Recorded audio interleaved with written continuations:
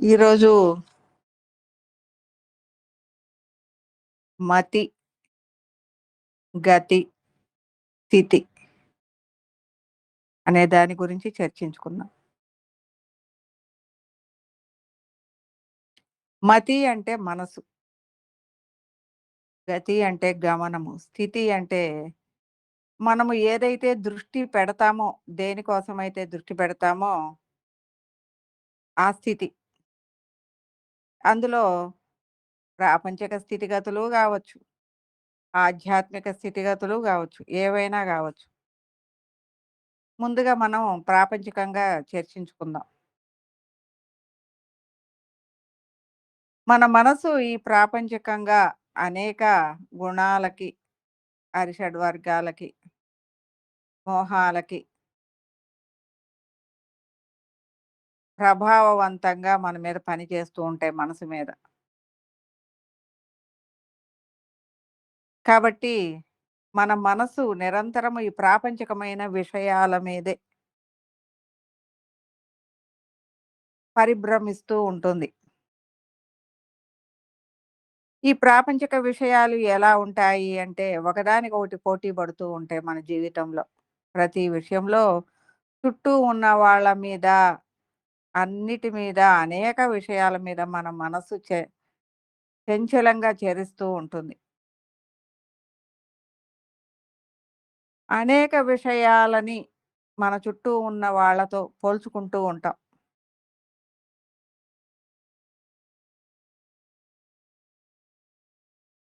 మనము మన ఆలోచనలు ఏ వైపు గనక తిప్పితే, మన మనసుని ఏ వైపుకి గనక తిప్పితే,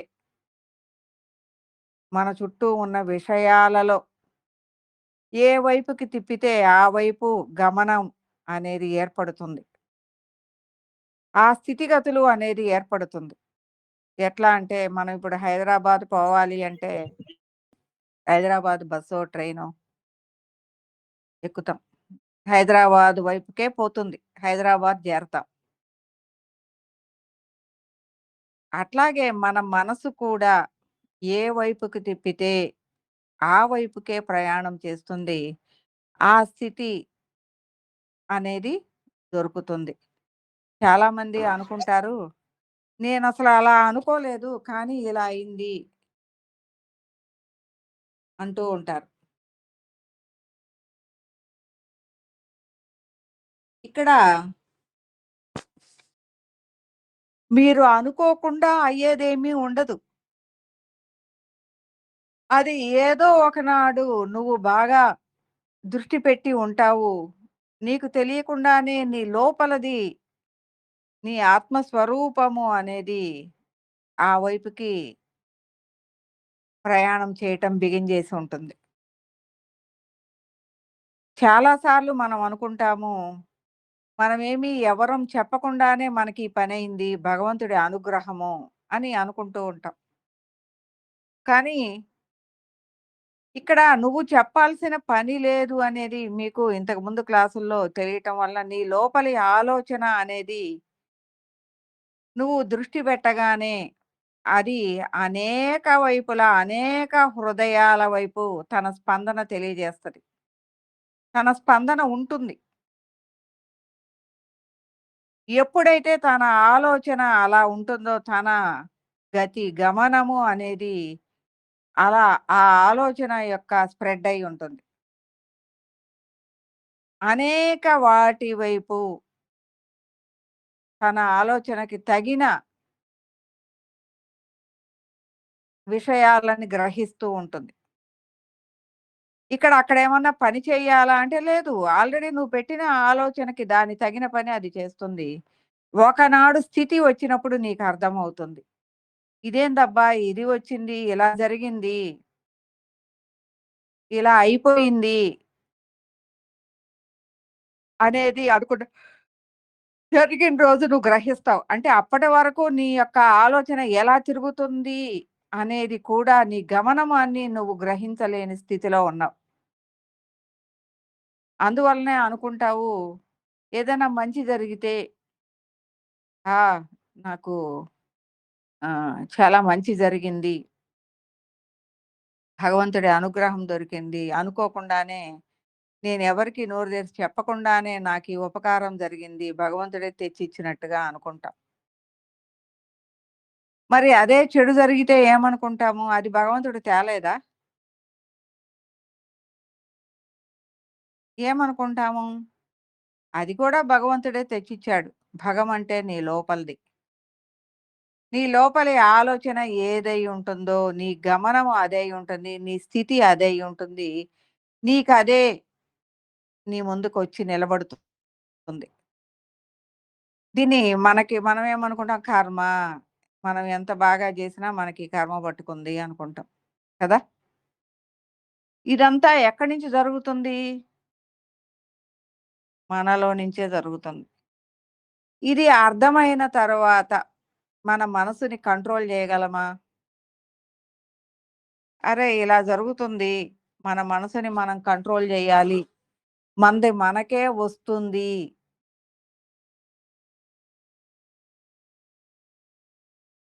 ఇక్కడ చాలా సార్లు మనం అనేక విషయాలలో అబద్ధాలు జెప్తూ ఉంటాం. ఈ అబద్ధాలు చెప్పినప్పుడు మనకి అర్థం గాదు. ఎందుకులే ఆ టైము ఆ గడియ అయిపోయింది. మనం బయట పడిపోయాం అనుకుంటాం. కానీ బయట పడిపోయామా? అబద్ధం ఆడినందువలన? నిజం చెప్పినందువలన బయట పడిపోయామా? అక్కడ ఉన్న వాస్తవాన్ని చెప్పినందువలన బయట పడిపోయామా? ఎందుకు ఇలా అబద్ధం ఆడుతున్నామో మన కంట్రోల్‌లో లేదు. ఎందుకు? దాని మీద ఒక భీతి ఉంది. భయముంది. అది చెప్పాలి అన్న విషయం మీద ఒక భయముంది. లేదు ఒక ఏమంటారు? తమోగుణం. ఈ తమోగుణంలో ఒక లోభత్వం ఉంది. ఆ లోభత్వం ఏం చేస్తదంటే మిమ్మల్ని వశం చేసుకుంటది. దాన్ని నిజాన్ని చెప్పనివ్వదు. ఇక్కడ నిజం చెప్పలేకపోవటం వల్ల ఏం జరుగుతుంది? అప్పుడు ఆ క్షణంలో మనం బయటికొస్తాం. కానీ తర్వాత దాచిందెవరు ఈ నిజాన్ని? ఎవరమైతే దాచామో, ఎవరమైతే అక్కడ అబద్ధం ఆడామో, అది నిరంతరం మనని తొలుస్తూనే ఉంటుంది. మనకి తెలుసు గదా! మనం ఎక్కడ వాడామో. అదేమవుతది అనంటే నిరంతరం తొలుస్తూనే ఉంటది. కానీ అది గ్రహించేవాళ్ళు ఉంటారు. అరే! అనవసరంగా ఆడాము. అనవసరంగా దీన్ని భరించాల్సొస్తుంది. ఇక్కడ మనం నిజం జెప్పేస్తే ఇన్నాళ్ళు దీనికోసం బాధపడాల్సిన పని లేదు. నలుగురిలో గూడా మనం ఆహ్, ఇబ్బంది పడుతున్నాము. ఏం జరుగుతుందో అని. అవతల వాళ్ళు గ్రహించలేనిదేమీ ఉండదు. అవతల వాళ్ళు గ్రహిస్తారు. గ్రహించినా కూడా మనము గ్రహించేదైనా గూడా మనము చేస్తాం. మరి చేసిన తర్వాత ఏమవుతుంది? నలుగురు గ్రహిస్తారు. నువ్విక్కడ అబద్ధం ఆడుతున్నావు అనేది నలుగురికి అర్థమవుతుంది. కానీ దాన్ని గ్రహించగలిగిన స్థాయిలో నువ్వు లేవు. అంటే నువ్వు తప్పు చేసిన దాన్ని నువ్వు ఎరుక చేసుకునే స్థాయిలో నువ్వు లేవు. అది అలవాటైపోయింది నీకు.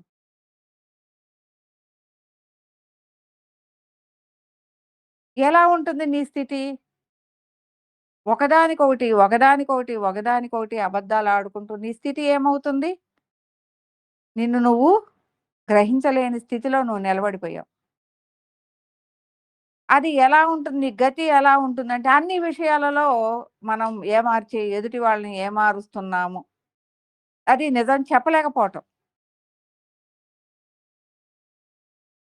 నిజం చెప్పలేని పరిస్థితుల్లో అన్ని విషయాలలో మార్చుకొని జీవిస్తూ ఉంటావు. నీ స్థితి ఏమైంది అంటే అందరూ గ్రహిస్తూ ఉంటారు నిన్ను. కానీ నీ ముందు ఎవరు చెప్పరు. నువ్వు మాట్లాడే ప్రతి మాట అబద్ధమే అనేది మాకు తెలుస్తుంది. అనేది ఎలా అవుతుంది అంటే అందరూ వింటారు, వదిలేస్తారు అంతే. ఆ! అలాగే చెప్తుంది అయన్నీ అబద్ధాలే అని వింటాము, వదిలేస్తాం. ఎందుకు అంటే అక్కడ కరెక్ట్ చేయాల్సిన పని లేదు. ఎందుకంటే ఒకటి గాదు కరెక్ట్ చేసేది. తన తత్వమే అదైపోయింది. చాలామంది ఈ ప్రాపంచికంగా ఇలాగే ఉంటారు. వాళ్ళని వాళ్ళు గ్రహించుకోలేని స్థితిలో.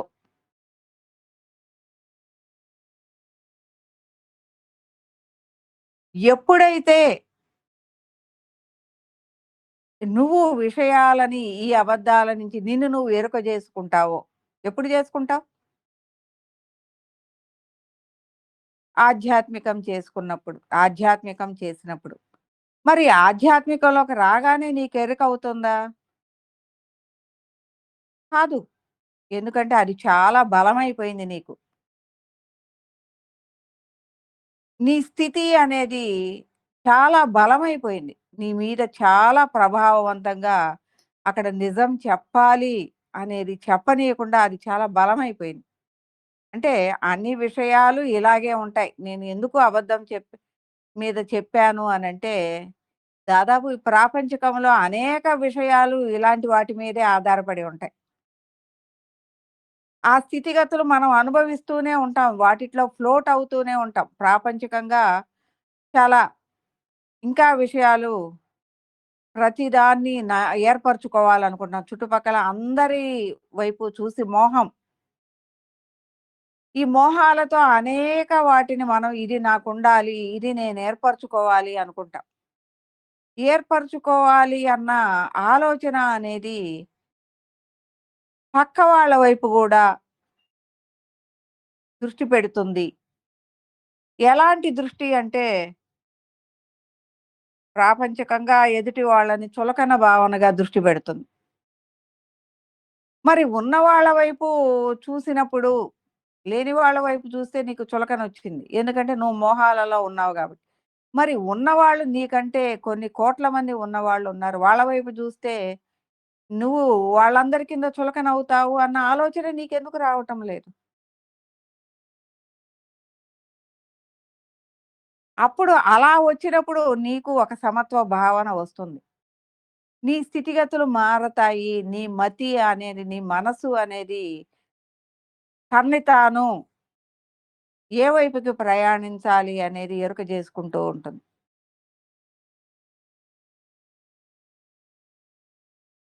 మనం ఎప్పుడైతే ఈ ప్రాపంచికంలో ఉన్నామో ఇలాంటి విషయాలనే మాట్లాడుతూ ఉంటాం.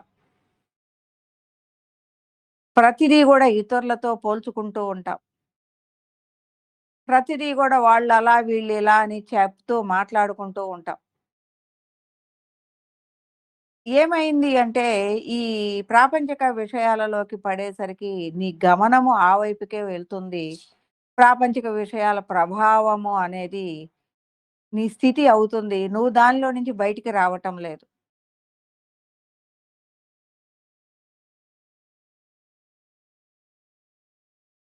దానిలో నుంచి బయటికి రావటం లేదు. కానీ ఎప్పుడైతే ఈ ప్రాపంచిక విషయాల నుంచి ఆధ్యాత్మిక మార్గంలోకి నిన్ను నువ్వు తెలుసుకునే మార్గంలోకి ఆధ్యాత్మికము అంటే ఆత్మని తెలుసుకునే మార్గమే ఆధ్యాత్మికం అనబడుతుంది. ఆ మార్గంలోకి నిన్ను నువ్వు తెలుసుకునే మార్గంలోకి నువ్వు ఎప్పుడైతే ప్రయాణిస్తావో అప్పుడు మాత్రమే నీ మనసు యొక్క గతిని నువ్వు గమనించగలుగుతావు. అది నీ సూక్ష్మత్వమైన ఆత్మ విన్యాసము చేసినప్పుడే, నీ స్వస్వరూప విన్యాసము చేసినప్పుడే, నీ మనసు యొక్క గమనాన్ని, నీకొచ్చే స్థితిగతుల్ని నువ్వు గమనించగలుగుతావు. ఇప్పుడు ఒక విషయంలో ప్రాపంచికంగా అబద్ధం చెప్పావు. నీకంటూ ఒక స్థితి ఏర్పడిపోయింది. ఈమె ఇది అని. ఇక్కడ ఆధ్యాత్మికంలోకొచ్చేసరికి నువ్వు ఏం చేస్తున్నావో నువ్వు గ్రహిస్తున్నావు. అరే! నేను అనవసరంగా ఇక్కడ అబద్ధం చెప్పి దానిలో ఇన్నాళ్ళు ప్రయాణించి ఆ నిజము బయటికి వచ్చేసరికి నా పరిస్థితి ఏమైపోయింది? ఇలా అయిపోయింది. కానీ ఆ రోజు అనవసరంగా చెప్పాను. అది అత్యవసరంగా వాడుకునేది అబద్ధం. ఎందుకంటే మనకి ఇబ్బంది ఉండకూడదు, అవతలోళ్ళకి ఇబ్బంది ఉండకూడదనే దానిలో అబద్ధము అనేది సృష్టించబడింది. కానీ ఇక్కడేమైంది అంటే జీవితమే అబద్ధాల జీవితం అయిపోయింది. ఆ సృష్టించబడింది ఏమైంది అంటే నిరంతరం అది మన్ని మాయం జేసేసింది. నిజాన్ని మాయం చేసేసింది. ఇప్పుడు నువ్వు ఎప్పుడైతే ఆధ్యాత్మిక మార్గంలోకి వస్తావో, నిన్ను నీవు ఆలోచింప చేసుకుంటావో, మనం మాట్లాడే ప్రతి మాట ఇది కరెక్టేనా? నేనెందుకు మాట్లాడాను? ఇది అవసరమా? లేదా? ఇక్కడ నేనెందుకు ఇలా మాట్లాడాల్సొచ్చింది? ఎందుకు చేయాల్సి వచ్చింది? అన్న ప్రతి విషయాన్ని కూడా నీ మతి నీ మతిని నువ్వు గమనించగలగాలి. నీ ఆలోచన నీవు గమనించగలగాలి. ఎప్పుడైతే అరే! నా ఆలోచనలో ఇలాంటి ఆలోచన వస్తుంది. ఇది కరెక్ట్ గాదు అనేది గమనించగలిగితే నీ గమనాన్ని, నీ ఆలోచన గమనాన్ని నాకే స్థితి వస్తుంది అనేది గూడా గమనించగలవు. ప్రతి ఆలోచనకి ఒక స్థితి ఉంటుంది. ప్రతి ఆలోచన గమనానికెళ్తుంది. ఆ గమనం నుంచి ఒక స్థితి వస్తుంది. ఆలోచన సృష్టి, గమనము అనేది పయనము, స్థితి అనేది నీకు లభించే ఒక స్టేటస్. మరి నీ స్థితిగతులు బాగుండాలి అంటే స్థితి అంటే ఒకే ఒకటి గాదు. ప్రతి ఆలోచనకి ఒక గమనం ఉంటుంది. ఒక స్థితి ఉంటుంది. మరి నీ స్థితిగతులు మారాలి అంటే నీ ఆలోచన స్థితి అనేది నువ్వు గమనించుకుంటూ ఉండాలి. నీ మతిని నీవు ఎప్పుడు గమనించుకోవాలి. ఎక్కడికక్కడ లోభత్వంగా ఉన్నానా? మోహంగా ఉన్నానా? నేనెందుకు ఇలా మాట్లాడుతున్నాను? నా మాట కరెక్ట్‌గా లేదు. దీన్ని నేను సవరించుకోవాలి. కాబట్టి ఈ విషయంలో నేను తప్పు చేశాను కాబట్టి, నేను 10 మందిలో చులకన అయిపోయాను. నేను దాన్ని మాఫీ చేసుకోటానికి కూడా ఇంకా ఎత్తులు వేస్తూ ఉన్నాను. ఎందుకు అంటే నేనది గాదు అని తెలియజేసుకోవడం. ఇప్పుడు నాకొక స్థితి వచ్చింది అనేది చుట్టూ నలుగురు గ్రహించారు. నేను ఏదైతే చేశానో నలుగురు గ్రహించారు అనేది నాకర్థమైంది. అర్థమైన తర్వాత నేనేంటి అంటే దాన్ని ఒప్పుకోదలుచుకోలే. ఒప్పుకోదలుచుకోకుండా ఏం చేస్తున్నానంటే దాన్ని మాఫీ జేయడానికి ఇంకా 4 రకాలైన విషయాలని పోగేస్తున్న దానికి. ఇంకా ఏమైపోయాను? ఇంకా ఈ ఆలోచనలు ఎటెళ్తున్నాయి? నీ గమనాన్ని ఎటు తీసుకెళ్తున్నాయి? చేసింది ఒక తప్పు. దానికి ఇంకో 4 తప్పులు జమ చేసుకుంటున్నాం. దాన్ని మాఫీ చేసుకోవాలి అని. కానీ ఇక్కడ అది మాఫీ అవుతుందా అంటే, ఇంకా నీ స్థితిగతులు ఇంకా మాయలోకి నెట్టబడుతున్నాయి. మనం నిజంగా జీవించే కాలం ఇదే. మిమ్మల్ని మీరు గమనించుకోండి. ఎంతమంది వీటి నుంచి బయటికొచ్చాము. ఏదైతే ఉందో దాన్ని అప్పుడే ఎక్స్‌ప్లెయిన్ చేసేసి వదిలేయటం మూలంగా దాని గురించిన గమనము ఉండదు. దానికి ఇంకొక స్థితి ఉండదు. కానీ ఇక్కడ నువ్వు మలినము అనేది ఎవరు ఏర్పరచుకుంటున్నావు? నీకు నువ్వే ఏర్పరచుకుంటున్నావు. దాన్ని ఎవరు క్లియర్ జేసుకోవాలి? నీకు నువ్వే క్లియర్ జేసుకోవాలి. ఒకసారి క్లియర్ జేసుకున్న తర్వాత దాన్ని మరలా, మరలా చేస్తామా? చేస్తే ఏమవుతుంది? దాన్ని ఎవరు మరలా, మరలా దాన్ని క్లియర్ జేసుకోవాలి అంటే నీకు నువ్వే.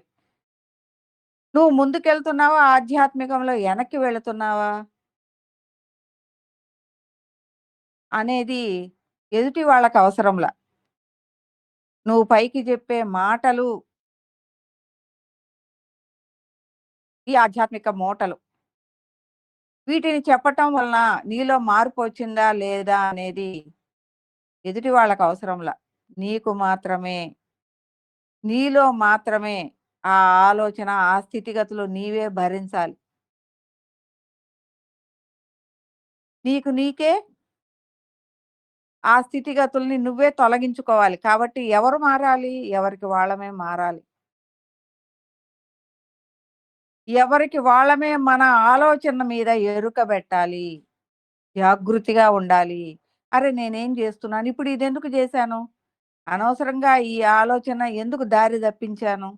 అనేది వెంటనే సరి చేసుకున్నట్లయితే, ఆ గమనం నుంచి మనం ఆ స్థితిగతుల్ని, ఆ మాయలో పడిపోయిన స్థితిగతుల్ని మనం మార్చుకోగలం. ఎందుకంటే మొట్టమొదట మార్చుకోవాల్సింది ఇదే. మన ఈ ప్రాపంచిక మోహాలలోకి పడి, ప్రాపంచిక అవసరాలలో పడి, మనం చాలా అబద్ధాలు ఆడుతూ ఉంటాం. ఇవి మన చుట్టూ ఒక మాయ గోడని ఏర్పరుస్తూ ఉంటాయి. మన స్థితిగతులు గూడా ఆ మాయ గోడల్లోకి ఇరుక్కొని పోయి ఉంటాయి. కాబట్టి ముందు ఈ మాయ గోడల్ని పగలగొట్టండి. ఈ అబద్ధాల జీవితాల నుంచి నిజమైన వాస్తవాలలోకి రండి. నువ్వెలా జీవిస్తున్నావో నీకు నువ్వే గ్రహించుకో. ఎందుకంటే ఎదుటి వాళ్ళకి అవసరం లేదు. నీ మాయ గోడలు నువ్వే నిర్మించుకోవాలి. నిర్మించుకుంటున్నావు. నీకు నువ్వే పగలగొట్టుకోవాలి. నీకు నువ్వే దానిలో నుంచి బయటికి రాగలగాలి. లేదు అంటే అది నీ చుట్టూ ఉన్న ఒక బ్లాక్‌నెస్, అజ్ఞానపు పొరలు అవి నీ చుట్టూ నీ జీవితాన్ని కూడా ఇవాళ గాదు, రేపు గాదు, ఎన్ని జన్మలైనా వాటన్నిటిని తొలగించుకోవాల్సిందే. కాబట్టి ఎప్పుడైతే వాటి మీదకి ఒక ఎరుక వస్తుందో, వాటిని నీకు నువ్వుగానే తొలగించుకోవటం బిగిన్ చేయండి. వెంటనే మనం మాట్లాడిన మాటని, మన ఆలోచనని గూడా మార్చుకోవటం మూలంగా మన స్థితిగతులు మారతాయి. ఎందుకు అంటే, మన లోపల ఉన్న ఆత్మస్వరూపం చాలా బలమైనది. నువ్వు ఎప్పుడైతే ఆధ్యాత్మికం చేస్తున్నావో, అది ఇంకా బలంగా తయారవుతుంది. ఇంకా బలమైన గోడలు ఆధ్యాత్మికం చేస్తూ గూడా అబద్ధాల జీవితాన్ని గనక చేస్తూ ఉంటే బలమైన గోడలు గడుతుంది. అయి కూలగొట్టటం చాలా కష్టం. స్వస్వరూపాత్మకంగా ఉన్న నీవు ఇలాంటి బలమైన గోడలు గడితే చాలా కష్టం. కాబట్టి చాలా జాగ్రత్తగా ఎరుక చేసుకొని మీ ఆలోచన ఎలా ఉంది? అనేక విషయాలలోకి నేను పడిపోతున్నాను ప్రాపంచికంగా మోహాలలోకి అన్నప్పుడు స్వస్వరూపాత్మకంగా ఆ గోడలు ఇంకా బిగుతుగా ఉంటాయి. ఆ హృదయానికి నీ చుట్టూ హృదయము ఎలా ఉంటదంటే స్క్వీజ్ అయిపోతూ ఉంటుంది. నొక్కబడిపోతూ ఉంటుంది. మీ మనసు ఇప్పుడు దాకా ఈ ప్రాపంచికంగా గట్టుకున్న మోహాలని, ఈ గుణాలని, అరిషడ్ వర్గాలని అన్నిటినీ మనము చీల్చుకుంటూ ఆ యొక్క పంజరాల నుంచి బయటికొస్తున్న మనము స్వస్వరూపాత్మకంగా, స్వేచ్ఛాయుతంగా ఆత్మస్థితి అనేది నిర్మల శాంతి ప్రకాశానంద స్థితి. ఏ మలినము ఉండదు. శాంతిగా ఉంటుంది. ఆనందంగా, ప్రకాశతుల్యంగా అలా దూది పింజలా ఎగిరిపోయే హృదయంగా ఉంటున్న మనకి అంటే ఆ స్థితి పొందాల్సిన మనము అనేది ఈ పంజరాల యొక్క అంటే ఈ పంజరంలో బిగించబడిన మన హృదయాన్ని మనం ఒక్కొక్క ఊసని ఎత్తేసుకుంటూ ఉన్నాం. ఒక్కొక్క ఊసని పూర్తిగా మన బంధనాలని తెంచి వేసుకుంటూ ఉన్నాం. వాటిని లేపేసుకుంటూ ఉన్నాం. అలా లేపేసుకొని స్వేచ్ఛాయుతమైన ఆత్మస్వరూపంగా మలినము లేకుండా మన ప్రయాణము అనేది ఈ స్థితి, ఈ స్థితి, ఈ స్థితి, ఈ స్థితి, ఈ స్థితులన్నీ లేవు. నీ ఆలోచన కొద్దీ అనేక స్థితులు ఏర్పడుతున్నాయి నీకు. నీకున్నది ఒకే ఒక్కటి నిర్మల శాంతి ప్రకాశానందము. నువ్వు అది పొందాలి అంటే నీ యొక్క ప్రాపంచికంగా గాని, ఆధ్యాత్మికంగా గూడా అనేక స్థితిగతులుంటాయి. ఆధ్యాత్మికంగా గూడా అనేక మోహాలుంటాయి. నేను దైవత్వం పొందాలి, నేను శివత్వం పొందాలి, నేను ఈశ్వరత్వం పొందాలి, నన్ను ఆధ్యాత్మికంగా అందరూ గుర్తించాలి. నేను ఆధ్యాత్మికంగా ఉన్నాను, లేదు నేను ఒక స్థాయి స్థితిగతులలో ఉన్నాను అని అందరూ గుర్తించాలి. మనం చాలా మందిని జూసాం. సన్యాసం గుడ్డలేసుకుంటారు. లేదు ఒక గుర్తింపు గుడ్డలేసుకుంటారు. ఒక గుర్తింపు గా వస్త్రధారణ, ఆభరణాల ధారణ, ఏదైనా మమ్మల్ని గుర్తించండి అనే విధంగా చాలామంది చేస్తూ ఉంటారు. అదంతా గూడా ఒక స్థితి. నీ మనసు వాటి మీద ఆగిపోయింది. నేను ఇలా ఉన్నాను. నన్ను ఇలాగా అందరూ గుర్తించండి. మనం చాలామంది మన చుట్టూ ఉన్న ఆధ్యాత్మికవేత్తలందరికీ అనేక వేషాలున్నాయి. ఈ వేషాలు ఎందుకు? వాళ్ళు గుర్తింపబడటం కోసం. ఈ గుర్తింపు పడాలి అన్న ఆలోచన అనేది వాళ్ళదే. ఆ స్థితి ఏమైంది అంటే వాళ్ళని గడ్డం అడ్డమైనా గూడా అది తీయటానికి అందరి నుంచి గుర్తింపు పోతుందేమో, అందరూ నన్ను గుర్తించరేమో, నాకంటూ ఇది ఒక స్థితిని తీసుకొచ్చింది. ఈ స్థితిని మారిపోతుందేమో అన్న భయం. అక్కడ ఎంత ఇబ్బంది వచ్చి ఇన్ఫెక్షన్ వచ్చినా గూడా దాన్ని తీయలేని బాధ. దాని మూలంగా ఎన్ని బాధలున్నాయో అన్ని బాధలు పడతా ఉంటారు. ఆ వేషాల ఈ మూలంగా కూడా అనేక ఇబ్బందులు పడుతూ ఉంటారు. ఎందుకు అంటే వాటిట్లోకి ఇరుక్కుపోయారు వాళ్ళు. మనమందరము అనుకుంటాము, అలా ఉండటము అనేది ఒక హయ్యర్ స్థాయి అని అనుకుంటాం. కానీ వాస్తవంగా ఆలోచిస్తే ఆ స్థితిలో వాళ్ళందరూ ఇరుక్కుపోయారు. నీకు నిర్మల శాంతి ప్రకాశానంద స్థితి అనేది వీటన్నిటిని దాటిన స్థితి. ఇయన్నీ ఎక్కడా గూడా మిమ్మల్ని ఇరికించదు. నువ్వు స్వేచ్ఛా జీవివి. ఎలా ఉంటుంది అంటే ప్రతిదానికి సుఖంగా, శాంతిగా ఉండేలాగా ఉండాలి.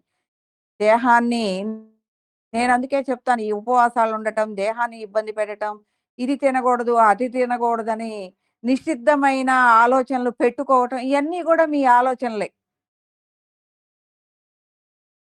చాలామంది నేను ఆధ్యాత్మికంగా ఉన్నాను. ఈ పాటలు ఏది భక్తి పాటలు, స్తోత్రాలు తప్ప ఏమి ఇనరు. సినిమా పాటలు వింటే మనమేదో దారి తప్పుతాము. కానీ ఏది ఆనందంగా ఉంటే ఏమి సినిమా పాటలు వింటే తప్పేమీ గాదు. నువ్వు నిజంగా ఆనందంగా ఉన్నావు. అదే నీకు ఆనందము అంటే అదే విను.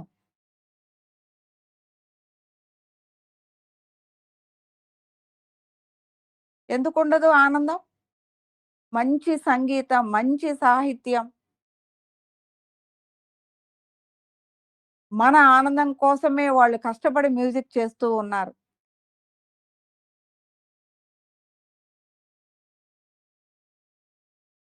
అది ఆనందంగానే ఉంటుంది వినటానికి. ప్రశాంతంగాను ఉంటుంది. ఆనందం పొందేటప్పుడు అదెందుకు కాదనుకుంటారు?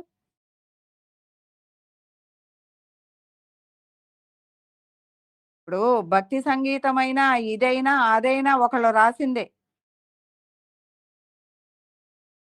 ఇది ఒక హృదయం మీద రాసింది. అది ఒక హృదయం మీద రాసింది.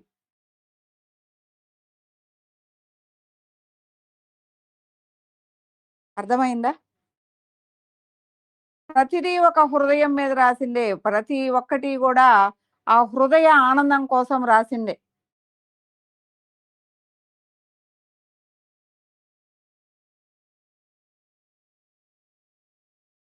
మరి ఆ హృదయ ఆనందం కోసం రాసేటప్పుడు గూడా అతను ఆ ఆనందాన్ని పడుతూనే ఉంటాడు. ఆ సాహిత్యాన్ని రాసేటప్పుడు గూడా ఆనందపడుతూనే ఉంటాడు. అలాగే సంగీతం చేసే ఆయన గూడా దాన్ని ఆ సాహిత్యానికి సంగీతాన్ని అందించే ఆయన గూడా అది చక్కగా దానిలో ఇనుమడింపబడే వరకు దాన్ని మార్చుకుంటూ చేస్తాడు. ఆ ఆనందాన్ని పొందినప్పుడే దాన్ని ఫైనల్ జేస్తాడు. మరి వాళ్ళు పొందిన ఆనందాన్ని మనం గూడా పొందుతున్నాం.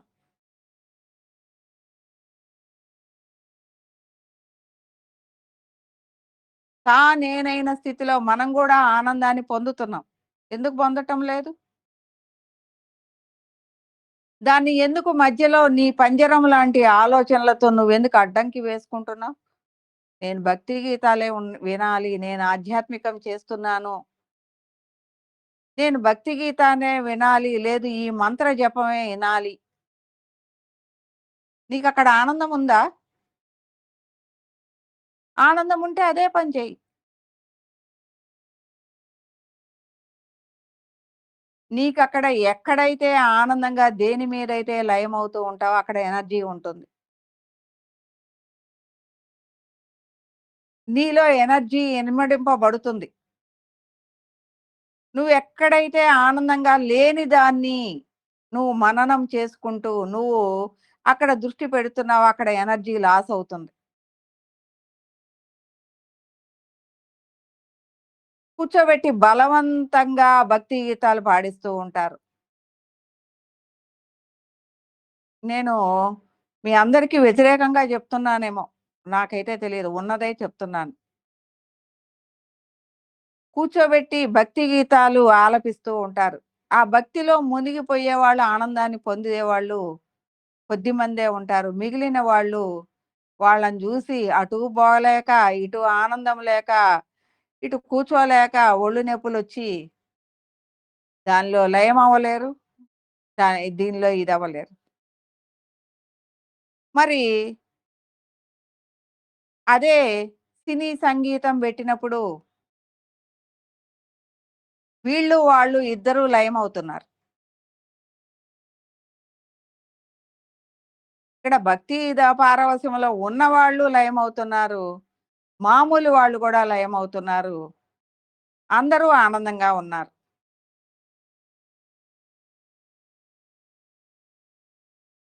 కానీ ఆనందముంది. దాన్ని ప్రకటన చేయటం లేదు. ఎందుకు అంటే, మనం అడ్డంకులు పెట్టుకున్నాం. ఈ సినిమా సంగీతం అనేది అవసరం లేదు.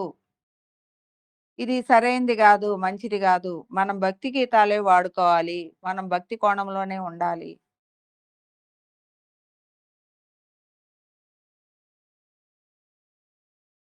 భక్తి అంటే మనం వ్యక్తం చేసే ఆలోచన గాదు.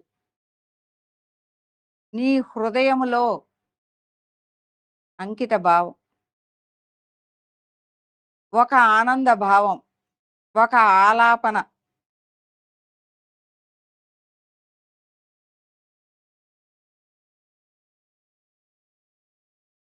అది ఒక భావోన్నత స్థితి, లయ స్థితి. అది దేని మీద లయమైతే, సంగీతం మీద లయమైతే, భగవంతుడి మీద భక్తితో లయమైతే, నీ చుట్టూ ఉన్న అనేక విషయాలతో ఆనందంగా లయమైతే, అది భక్తి భావనే. ఆనందమే అక్కడుంది. ఇప్పుడు పూల తోటకెళ్ళాం. పూలని చూసాం, ఆనందించాం. ఆ పూలని తీసుకున్నాం, దేవుడికి పెడుతూ ఉన్నాం. ఒక భక్తి భావన. ఇతరులకిస్తూ ఉన్నాం. ఇక్కడ భగవంతుడికి బెట్టేటప్పుడు విపరీతమైన భావన ప్రకటిస్తాం. ఇతరులకిచ్చేటప్పుడు ఇతరులకిస్తున్నాము, వీళ్ళు వేరు వాళ్ళు, భగవంతుడు గాదు అన్నట్టు తేలిగ్గా ఇస్తాం. అదే మనం బెట్టుకునేటప్పుడు దాన్ని ఆస్వాదిస్తూ, వాసనని ఆస్వాదిస్తూ మనం బెట్టుకుంటాం. ఈ 3 ఒకటేగా చేస్తే ఎలా ఉంటుంది? భగవంతుడికి పెట్టేటప్పుడు దాన్ని హాయిగా, ఆనందంగా ఆస్వాదించు. దేవుడికి పెడుతున్నాను నేను వాసన చూడకూడదు. నువ్వు ఎలా దాన్ని ఆ స్మెల్‌ని చూసి ఆనందిస్తున్నావో, అలాంటి ఆనందమే భగవంతుడికి కూడా కలుగుతుంది అని ఎందుకు పెట్టలే?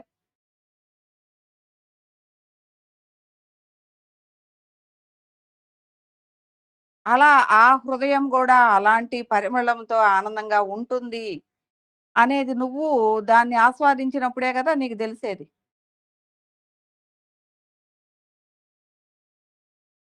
అప్పుడు ఇంకా బాగా భక్తిభావంగా పెట్టవచ్చేమో. ఆలోచించండి. ఇప్పుడు మనం ఏదన్నా పదార్థం జేసుకున్నప్పుడు రుచిగా జేసుకుంటాం, ఉప్పు జూసుకుంటాం, కారం జూసుకుంటాం, అన్నీ చూసుకుంటాం. చూసుకొని రుచిగా అన్నీ సమంగా యేసుకొని పెడతాం. కానీ అదే దేవుడికి నైవేద్యం బెట్టేటప్పుడు రుచి జూడగూడదు. అని చేసేసి పెడతాం.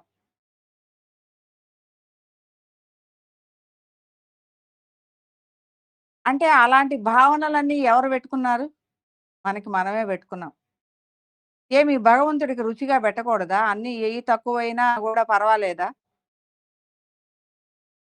ఏది ఎక్కువైనా పర్వాలేదా? ఎందుకు నువ్వు అక్కడ ఆస్వాదించటం లేదు? చూసి, రుచి చూసి చక్కగా బావుంది. ఎవరికన్నా పెట్టేటప్పుడైనా బాగుంది అనే విధంగా మనం పెడతాం. పెట్టాలి. వాళ్ళు మనము దాన్ని రుచి చూసినప్పుడు ఎంత ఆనందపడతామో, ఎదుటి వాళ్ళకి పెట్టినప్పుడు గూడా, వాళ్ళు ఆస్వాదిస్తున్నప్పుడు గూడా అంతే ఆనందం పడతాం. అంతకంటే ఎక్కువ పడతాం. పడాలి అనే విధంగా మన హృదయం ఉండాలి. వాళ్ళు కూడా బాగా తినాలి, చక్కగా రుచిని ఆస్వాదించాలి. వాళ్ళ కోసం ఇంత బాగా చెయ్యాలి. అలాగే దేవుడి కోసం గూడా. నైవేద్యం అదెవరు తింటారు? మనమే తింటాం. కానీ అక్కడ ఎన్నో హృదయాలకు అందిస్తూ ఉన్నాం. మనకి కనిపించని హృదయాలకి. ఆ హృదయాలు ఆనందం ఎప్పుడు పడతాయి అంటే, నువ్వు దాన్ని స్వీకరించినప్పుడు పడతావే ఆనందం. ఆ ఆనందాన్ని పడాలి అంటే నువ్వు ముందు ఆ రుచి సరిగా ఉందో లేదో చక్కగా ఆస్వాదించి, నువ్వు బావుంది అనేది ఎప్పుడైతే పడతావో, అక్కడ నువ్వు సమర్పించే ఆ కంటికి కనిపించని హృదయాలు గూడా అదే ఆనందాన్ని పొందుతాయి. అక్కడ తర్వాత ఆ పదార్థాన్ని తినేది నువ్వే.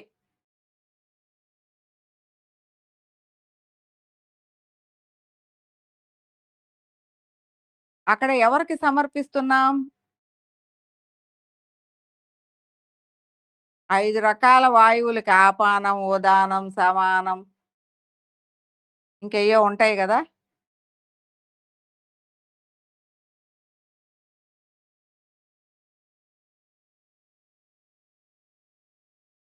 అయి ఎవరిలో ఉన్నాయి? అన్ని స్వరూపాలకి ఉంటుంది. కాబట్టి వాటిని సమర్పిస్తూ ఉన్నాం వాటికి. దాన్ని స్వీకరించేది ఎవరు అంటే నువ్వే. ఇవన్నీ మనలోనూ ఉంటాయి. ప్రతి స్వరూపానికి ఉంటాయి. మన హృదయము అనేది ఏ ఏ దేవతా స్వరూపాల మీద దృష్టి పెట్టిందో వాటికి అందాలి అని మనము దాన్ని సమర్పిస్తూ ఉంటాం. అది మనం తీసుకున్నప్పుడు గూడా మనకి ఈ అన్ని లేయర్‌లు గూడా తృప్తిగా ఉంటాయి. శక్తివంతంగా ఉంటాయి. ప్రకాశతుల్యంగా ఉంటాయి. అవన్నీ గూడా ఏవైతే ఈ ప్రసాదాన్ని, నైవేద్యాన్ని స్వీకరించినయో అవి మన మీద గూడా ఆ స్థితిని తెలియజేస్తూ ఉంటాయి. మనలోనే అవి యాక్టివ్ అవుతాయి గాబట్టి. కాబట్టి ప్రసాదము అనేది రుచిగా ఉంటుంది. మనము దాన్ని చక్కగా తయారు చేసి దాన్ని ఆస్వాదిస్తున్నప్పుడు గూడా ఇవన్నీ గూడా మనలో కూడా తృప్తిగా ఉంటాయి. శక్తిగా ఉంటాయి.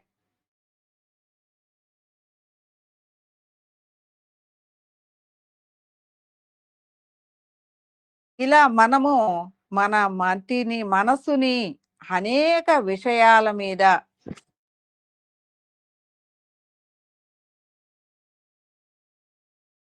అంటే అనేక ఆలోచనలు మీద మనము జాగ్రత్తగా ప్రతిదాన్ని కూడా ఇక్కడ ఈ మనసు మీద అనేక పంజరపు ఊసలు మనం బిగించుకొని ఉన్నాం. ఎవరు బిగించలా. వాళ్ళు జెప్పారు, వీళ్ళు జెప్పారు, ఇలా ఉండాలి, అలా ఉండాలి, ఈ ఒత్తి ఇటెలిగించాలి, ఆ ఒత్తి ఎలిగించాలి. ఎక్కడా అని ఎవరు అనేవాళ్ళు లేరు. వాళ్ళెవరో అంటారు అని గాదు. నువ్వు ఎంత ఆనందంగా చేయగలవో అంత ఆనందంగా అలంకరించుకొని చెయి. ఒకళ్ళ కోసం చేసేది లేదు. ఒకళ్ళ కోసం అనే ఆలోచన తీసేయండి. ఈ ప్రాపంచికంగా బతికేటప్పుడు అవన్నీ ఉంటాయి. మనకి మనం జీవితము, ఆధ్యాత్మిక జీవనము అనేది మనకి మనం జీవించే విధి విధానం. ఎవరి కోసమో కాదు. అనేది గ్రహించండి. కాబట్టి ప్రతి ఒక్కదాన్ని గూడా మనం దృష్టి పెట్టి, ప్రతి ఆలోచనని దృష్టి పెట్టి చేయండి. మన ఇంట్లో పనులైనా సరే. ఇప్పుడు బాగా జ్వరమొచ్చేసింది. రోజు పొద్దున్నే లేసి పాచికసువు అది ఇది చేస్తేనే అన్నీ చెయ్యాలి, ఊడ్చుకొని తినకూడదు, చేయకూడదు అని అనేక విషయాలు అడ్డం పెట్టుకున్నాం. బాగా జరమొచ్చేసింది.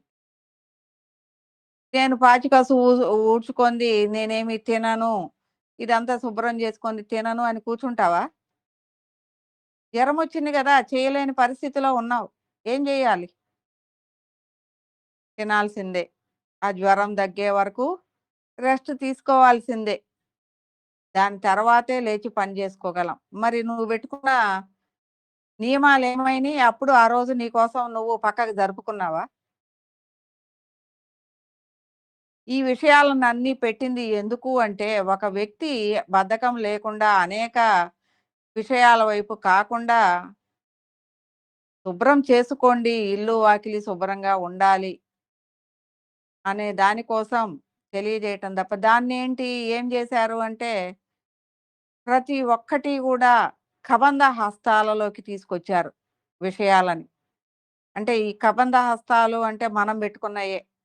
ఇది జేయకూడనిది ఇది జేయకూడదంట. ఇది జేయకూడనిది ఇది జేయకూడదంట. ఇది తినగూడదంట. దేవుడికి పెట్టంది నైవేద్యం, టిఫిన్ తినగూడదు కదా!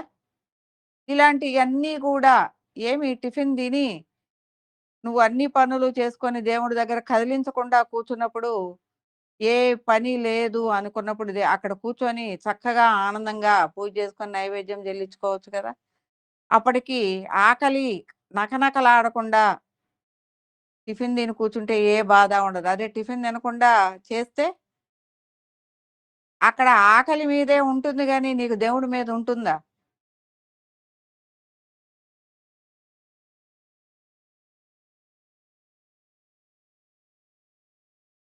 కాబట్టి ప్రతి ఒక్కటి గమనించుకోండి. మిమ్మల్ని మీరే గమనించుకోండి. బయట ఈ బాహ్యంగా వచ్చే ప్రభావాలకి లోనవుతున్నామా? మనము ఆనందంగా ఈ పని ఏ పనైతే ఉందో దాన్ని ఆనందంగా చేయగలుగుతున్నామా? ఇల్లు శుద్ధి చేసుకున్నా ఆనందంగా, మనకి దేహం బాగుంది అనుకున్నప్పుడు కొంచెం ఎక్కువ చేసుకుంటాం. దేహం బాగోలేదు అన్నప్పుడు తక్కువగా చేసుకుంటాం. విశ్రాంతి తీసుకోవాల్సి వచ్చినప్పుడు విశ్రాంతి తీసుకోవాలి. ఇలా మనకి మనమే అన్నిటినీ మార్చుకోవాలి. ఈ ప్రాపంచిక ప్రభావాల నుంచి మన మతిని, మనసుని, మోహాల నుంచి మార్చుకున్నప్పుడు మన గమనము అనేది ఆధ్యాత్మిక గమనం అవుతుంది. ఆ యొక్క స్థితిగతులు అంటే ఆత్మ స్థితిగతులు, ఆత్మస్థితి, నిర్మల శాంతి ప్రకాశానంద స్థితి అనేది నీకు లభిస్తుంది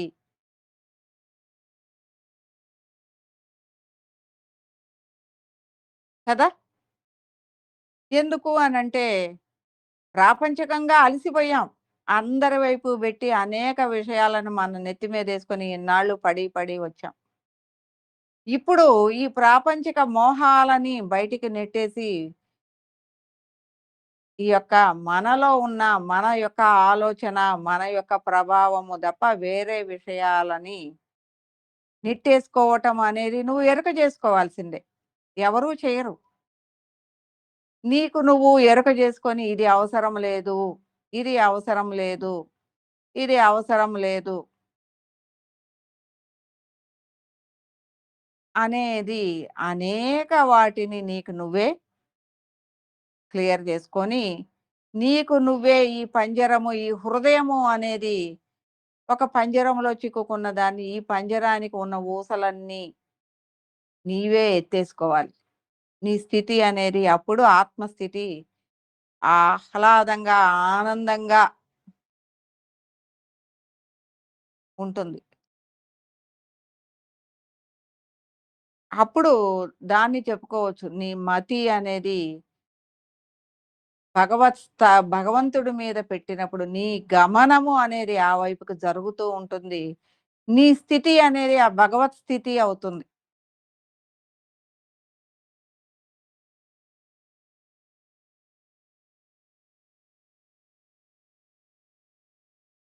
నువ్వు ఎలా ఆలోచన పెట్టావో, నీ చుట్టూ నీ లోపలికి పెట్టిన ఆలోచన అనేది నీ చుట్టూ సమస్తాన్ని గూడా అదే ఆలోచనగా చూడగలుగుతుంది. ఈ సమస్తం యొక్క స్థితే నీ స్థితవుతుంది. ఎందుకు అంటే అది నీకంటే భిన్నంగా లేదు. అది నేనెలా ఉన్నానో ఈ సమస్తము గూడా అలాగే ఉంది అన్నది నీకు అవగాహనవుతుంది. ఆయా స్థితిగతులన్నీ నువ్వు అనుభవిస్తూ ఉంటావు. అదే నీవై ఉంటావు. ఈ సమస్తమే నీవై ఉంటావు. ఆ భగవంతుడే నీవై ఉంటావు. కాబట్టి ఈ ప్రాపంచిక మతి నుంచి ఆధ్యాత్మిక స్థితికి నువ్వు ఎదగాలి అంటే, నీ మనసు ఆలోచనల గమనాన్ని నీ లోపలికి పయనింప చేయాలి. బయట నుంచి, వెలుపల నుంచి. అప్పుడు నీ ఆలోచనల్ని గ్రహించే జాగృతి నీలో కలుగుతూ ఉంది. ఆ జాగృతిని ద్వారా నిన్ను నువ్వు మార్చుకుంటూ, నీ గమనాన్ని మార్చుకుంటూ, నీలోకి నువ్వు పయనం చేస్తూ, ఆ నిర్మల శాంతి ప్రకాశానంద స్థితి అయిన భగవత్ స్థితిని నువ్వు నీ స్థితిగా పొందగలుగుతావు.